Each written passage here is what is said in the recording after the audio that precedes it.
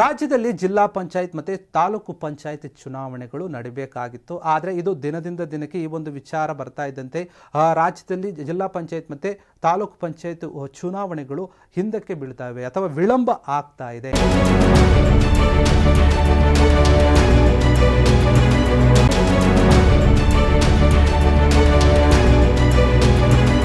ಈ ಎಲ್ಲ ವಿಳಂಬಕ್ಕೆ ಕಾರಣ ಸರ್ಕಾರವೇ ಅಂತ ಚುನಾವಣಾ ಆಯೋಗ ಈಗ ಸರ್ಕಾರದ ಮೇಲೆ ದೂರನ್ನು ನೀಡ್ತಾ ಇದೆ, ಆರೋಪವನ್ನು ಮಾಡ್ತಾ ಇದೆ. ಈ ಎಲ್ಲ ಒಂದು ಏನಿದು ಈ ಚುನಾವಣೆಗಳು ಅದು ವಿಳಂಬ ಆಗೋದಕ್ಕೆ ತಡೆಯೋದಕ್ಕೆ ಅಂದರೆ ಕಾಂಗ್ರೆಸ್ ಸರ್ಕಾರವೇ ಕಾರಣ ಎನ್ನುವಂಥ ಗಂಭೀರ ಆರೋಪವನ್ನು ರಾಜ್ಯ ಚುನಾವಣಾ ಆಯೋಗ ಸರ್ಕಾರದ ಮೇಲೆ ಹಾಕಿರುವಂಥದ್ದು. ಯಾಕಂತಂದರೆ ಕಳೆದ 1 ವರ್ಷದಿಂದ ಕೂಡ ಸರ್ಕಾರ ಮೀಸಲು ಪಟ್ಟಿಯನ್ನು ಕೊಡದೆ ಸರ್ಕಾರ ಎಂದು ಸತಾಯಿಸ್ತಾ ಇದೆ ನಮ್ಮನ್ನು.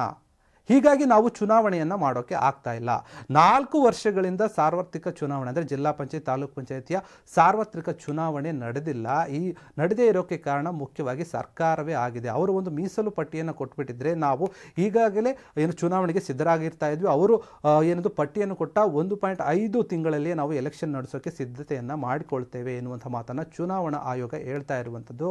ಇದು ಏಪ್ರಿಲ್ ಅಥವಾ ಮೇನಲ್ಲಿ ನಾವು ಚುನಾವಣೆಗೆ ಸಿದ್ಧತೆ ಮಾಡ್ಕೊಂಡು ಬಿಡ್ತೀವಿ, ಅವರೇನಾದರೂ ಒಂದು ವೇಳೆ ಪಟ್ಟಿಯನ್ನು ಕೊಟ್ಟರೆ, ಮೀಸಲು ಪಟ್ಟಿಯನ್ನು ಕೊಟ್ಟರೆ ಎನ್ನುವಂಥ ಮಾತನ್ನು ಚುನಾವಣಾ ಆಯೋಗ ಹೇಳ್ತಾ ಇದೆ. ಎಲ್ಲ ಒಂದು ತಪ್ಪನ್ನು ಅಥವಾ ವಿಳಂಬ ಆಗೋಕ್ಕೆ ಕಾರಣವನ್ನು ಎಲ್ಲದಕ್ಕೂ ಹೊಣೆ ಕೂಡ ಈಗ ಇರುವಂತಹ ಒಂದು ಸರ್ಕಾರ ಅನ್ನುವಂಥ ಮಾತನ್ನು ಚುನಾವಣಾ ಆಯೋಗ ಹೇಳ್ತಾ ಇದೆ. ಯಾಕಂತಂದರೆ ನೋಡಿ, ಗ್ರಾಮೀಣ ಮಟ್ಟದಲ್ಲಿ 30 ಕೋಟಿಗಿಂತಲೂ ಹೆಚ್ಚು ಮತದಾರರಿದ್ದಾರೆ. ಈ ಮತದಾರರು 4,500 ಜನಪ್ರತಿನಿಧಿಗಳನ್ನು ಆಯ್ಕೆ ಮಾಡುವಲ್ಲಿ ವಂಚಿತರಾಗ್ತಾ ಇದ್ದಾರೆ, ವಿಳಂಬ ಆಗ್ತಾ ಇರೋ ಒಂದು ಕಾರಣದಿಂದ ಎನ್ನುವಂತಹ ಒಂದು ಗಂಭೀರ ಆರೋಪವನ್ನು ಚುನಾವಣಾ ಆಯೋಗ ಹೇಳ್ತಾ ಇರುವಂಥದ್ದು. ಇನ್ನು ಚುನಾವಣಾ ಆಯೋಗದ ಅಧಿಕಾರಿಗಳನ್ನು ಮೊಟಕು ಬಗ್ಗೆ ಕೂಡ ರಾಜ್ಯಪಾಲರಿಗೆ ನಾವು ಪತ್ರವನ್ನು ಬರೆದಿದ್ದೇವೆ ಅಂತ ಚುನಾವಣಾ ಆಯೋಗದ ಆಯುಕ್ತ ಎಸ್ ಸಂಗ್ರೇಶಿ ಅವರು ಹೇಳಿರುವಂಥದ್ದು. ಬಾಯಲ್ಲಿಟ್ರೆ ಬೆಣ್ಣೆಯಂತೆ ಕರಗುವ ಜೀನಿ ರಾಗಿ ಬಿಸ್ಕತ್ ಹಾಗೂ ಮಕ್ಕಳಿಗೆ ವಿಶೇಷವಾಗಿ ತುಪ್ಪ ಮತ್ತು ಬೆಣ್ಣೆಯೊಂದಿಗೆ ತಯಾರಿಸಿದ ರಾಗಿ ಸರಿ ಹಿಟ್ಟಿನ ಬಿಸ್ಕತ್.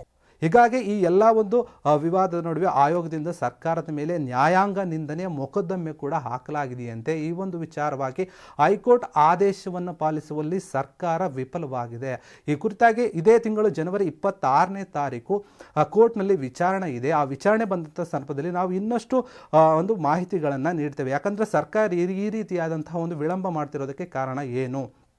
ಕೆಲವೊಮ್ಮೆ ಸಿದ್ದರಾಮಯ್ಯ ಅವರು ಹೇಳ್ತಾರೆ, ಕೆಲವೊಂದು ವಿಚಾರದಿಂದ ಏನಂದರೆ ಇನ್ನೂ ಚುನಾವಣಾ ಆಯೋಗ ಸಿದ್ಧವಾಗಿಲ್ಲ ಅಂತ ಹೇಳ್ತಾ ಇದ್ದಾರೆ ಅಂತ ಆರೋಪಿಸಿದರು. ಆದರೆ ಇದಕ್ಕೆ ಒಂದು ಉತ್ತರವನ್ನು ಕೊಟ್ಟಿರುವಂತಹ ಒಂದು ಚುನಾವಣಾ ಆಯೋಗ ಏನಾಗಿದೆ ಅಂದರೆ, ಯಾರು ಕೂಡ ನಾವು ಚುನಾವಣಾ ಆಯೋಗ ಸಿದ್ಧವಿಲ್ಲ ಅಂತ ಹೇಳಿಲ್ಲ, ನಾವು ಇದುವರೆಗೂ ಕೂಡ ಸುಮ್ಮನೆ ಇರೋಕ್ಕೆ ಕಾರಣ ನೀವೇ, ಅಂದರೆ ಸರ್ಕಾರ, ನಿಮ್ಮ ಸರ್ಕಾರ ಮಾಡಿದಂತಹ ಒಂದು ತಪ್ಪಿನಿಂದ, ನೀವು ಮಾಡಿರುವಂತಹ ಒಂದು ಏನಿದು ಮೀಸಲು ಪಟ್ಟಿ ಕೊಡದೇ ಇರುವಂತಹ ಕಾರಣದಿಂದ ನಾವು ಸುಮ್ಮನಿದ್ದೇವೆ, ಇಲ್ಲಾಂದರೆ ನಾವು ಎಲ್ಲ ರೀತಿಯಲ್ಲೂ ಕೂಡ ಚುನಾವಣೆಗೆ ಸಿದ್ಧರಾಗಿದ್ದೇವೆ ಎನ್ನುವಂತಹ ಮಾತನ್ನು ಚುನಾವಣಾ ಆಯೋಗ ಹೇಳ್ತಿರುವಂಥದ್ದು. ಹೀಗಾಗಿ ಈ ಒಂದು ವಿಷಯದಲ್ಲಿ ಅಥವಾ ಜಿಲ್ಲಾ ಪಂಚಾಯಿತಿ ಮತ್ತು ತಾಲೂಕು ಪಂಚಾಯಿತಿ ಚುನಾವಣೆ ನಡೆಯೋಕ್ಕೆ ವಿಳಂಬ ಆಗೋಕ್ಕೆ ನೀವೇ ಕಾರಣ ಅಂತ ಒಂದು ಕಡೆ ಹೇಳ್ತಾ ಇದ್ದಾರೆ. ಇನ್ನು ಈ ಒಂದು ಚುನಾವಣೆಗಳು ವಿಳಂಬ ಆದರೆ ಏನಾಯಿತು? ಜಿಲ್ಲಾ ಪಂಚಾಯತಿ ಮತ್ತು ತಾಲೂಕು ಪಂಚಾಯತಿ ಚುನಾವಣೆಗಳು ಒಂದು ವೇಳೆ ಲೇಟ್ ಆಗ್ತಾ ಹೋದರೆ ಏನು ಪರಿಣಾಮ ಆಗುತ್ತೆ ಅಂತ ನೋಡೋದಾದರೆ, ಈ ಒಂದು ಗ್ರಾಮೀಣ ಪ್ರದೇಶದಲ್ಲಿ ಅಥವಾ ಗ್ರಾಮೀಣ ಭಾಗದಲ್ಲಿ ಅಭಿವೃದ್ಧಿಗೆ ತೊಂದರೆ ಆಗುತ್ತೆ. ಅಂದರೆ ಕೇಂದ್ರ ಸರ್ಕಾರದಿಂದ ಬರುವಂತಹ ಕೆಲವೊಂದು ಅನುದಾನಗಳೇನಿದೆ, ಯೋಜನೆಗಳೇನಿದೆ, ಆ ಎಲ್ಲ ಯೋಜನೆಗಳು ಕೂಡ ನಿಂತುಕೊಂಡು ಹೋಗುವ ಸಾಧ್ಯತೆ ಇದೆ. ಇದರಿಂದಾಗಿ ಗ್ರಾಮೀಣ ಭಾಗದಲ್ಲಿ ಅಭಿವೃದ್ಧಿ ಅಥವಾ ಡೆವಲಪ್ಮೆಂಟ್ ಮಾಡುವಂತಹ ಕೆಲಸಗಳು ನಿಂತ್ಕೊಂಡು ಹೋಗುತ್ತೆ. ಆ ನಂತರ ಏನಂದರೆ, ಗ್ರಾಮೀಣ ಭಾಗದಲ್ಲಿ ಅಥವಾ ಜಿಲ್ಲಾ ಪಂಚಾಯತ್ ತಾಲೂಕು ಪಂಚಾಯತಿ ಕೆಲವು ವ್ಯಾಪ್ತಿಯಲ್ಲಿ ಜನಪ್ರತಿನಿಧಿಗಳ ಒಂದು ಆಡಳಿತ ಮುಗಿದು ಹೋಗಿ ಅಧಿಕಾರಿಗಳ ಆಡಳಿತ ಬರುತ್ತೆ.